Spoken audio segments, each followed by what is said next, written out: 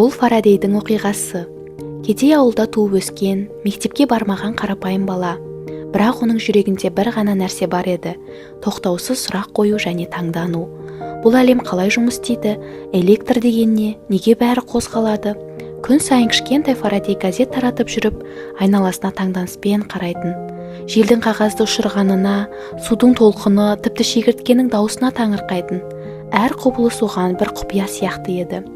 Уақыт өте келе, ол кітап түптейтін дүкенге жұмысқа тұрды.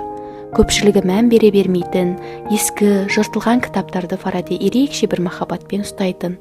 Электр, магнит, жылу деген сөздер кездескен сайын оның жүрегі әлде қайда тез соғып кететін. Түнде шамның жанына отыра қалып, әр парақты мұқият сіңіргендей оқитын. Бір күні дүкенге бір адам үлкен гальваникалық батарея келді. Фарадей оны ұстай бергенде саусағы дір ете қалды. Ол шошып емес, таңданып қарады. Бұл қандай күш көрінбейтін, бірақ сезіліп тұр, бұның құпиясы неде деп. Дәл осы сәтте оның жүрегінде ғылымға деген бір кішкентай электр ұшқыны жанды. Кейде оған дүкен иесі ауыр сөздер де айтатын: сен тек кітап түптеушісің, ғылым сен сияқты адамдарға арналмаған, сенің не теңің деп. Фарадей үнсіз қалатын, бірақ оның көзіндегі от өшпеді, керісінше бұрынғыдан да күштірек жанды. Бір күні тағдыр оған тосын сый дайындады. Қолына әйгілі ғалым Дэвидің лекциялары түсті. Фарадейдің жүрегі жарыла жаздады. Бұл тек лекция емес, үміт еді, жаңа әлемге ашылатын есік еді. Әр парақты оқыған сайын көз алдына физикалық заңдар елестей бастады. Көріністер Фарадей үшін ертегі сияқты болды. Ол демін ішіне тартып қозғала алмай қалды. Міне, мен іздеген әлем осы деп ішінен қатты қуанды. Фарадей барлық жазбаларын жинап, оларды әдемі етіп кітап қылып түптеді. Сосын жүрексіне отырып, сол кітапты Дэвиге ұсынды. «Мырза, мен ғылыммен айналысқым келеді, маған мүмкіндік беріңізші» деді.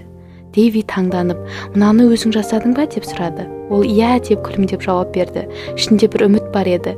«Онда менің зертханама көмекші болып кел» деп ұсынысын білдірді. Осы сөз Фарадейдің өмірін түбегейлі өзгертті. Зертханада ол еден жуды, бірақ үнемі назары ұстазында еді. Тәжірибеден соң құралдарды сондай бір махаббатпен тазалайтын. Бос уақытта әр тәжірибені қайталап көріп түсінуге тырысты. Қарапайым жұмыс істеп жүріп, ол үлкен арманға қадам басты.